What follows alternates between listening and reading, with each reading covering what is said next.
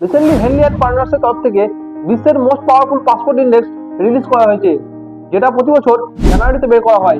এটি আন্তর্জাতিক air transport অ্যাসোসিয়েশনের তথ্যের ভিত্তিতে তৈরি করা হয়, যার মাধ্যমে বিভিন্ন দেশের পাসপোর্টের শক্তি নির্ধারণ করা হয় যে পাসপোর্টধারীরা 227টি দেশের মধ্যে কতগুলো দেশে যেতে পারে, ভিসা ছাড়া বা ভিসা অন অ্যারাইভাল সুবিধায় অন্য দেশে প্রবেশ করতে পারে।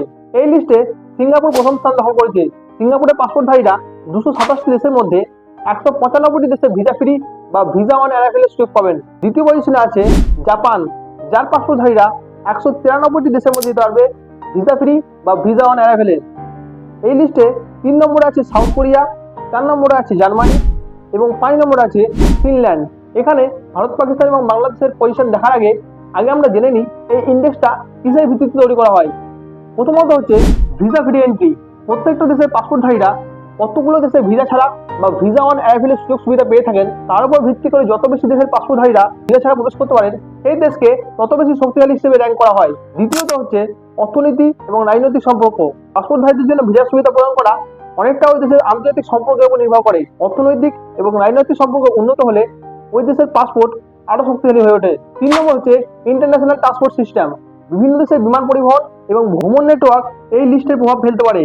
যেসব দেশের সঙ্গে ভালো সম্পর্ক এবং ট্রান্সপোর্টের সংযোগ রয়েছে, ওই দেশের পাসপোর্টধারীরা বেশি সুবিধা পেয়ে থাকেন।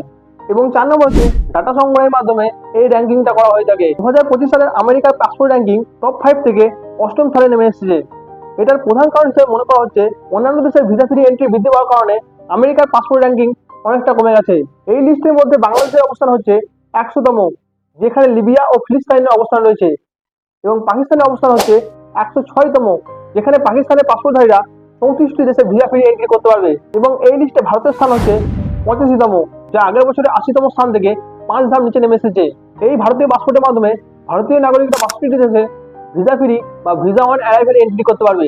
2006 সালে ভারত সর্বোচ্চ এই লিস্টে 71তম স্থানে পৌঁছেছিল। এখন ভারতের যদি পাসপোর্টের অবস্থা উন্নত করতে হয়, তাহলে ভারতকে কি করতে হবে? প্রথমত আন্তর্জাতিক সম্পর্কে জোরদার করতে হবে। দ্বিতীয়ত অন্যান্য দেশকে ভিসা ফ্রি এন্ট্রি দিতে হবে। 3 নম্বর হচ্ছে বহুপাক্ষিক সম্পর্ককে উন্নত করতে হবে। তাহলেই আমাদের দেশ আরো আগে আসবে। কিন্তু এখানে ভারতীয় বিশেষজ্ঞ এবং বুদ্ধিজীবীরা বিচার করছে এই লিস্টটা তৈরি করা হয় অনেকটা ওয়েস্টার্ন ইনফ্লুয়েন্সের উপরে, যেখানে ভারতকে সবসময় নিচে নামানোর চেষ্টা করা হয়। এ বিষয়ে আপনার কি মতামত? কমেন্টে অবশ্যই লিখে জানাবেন।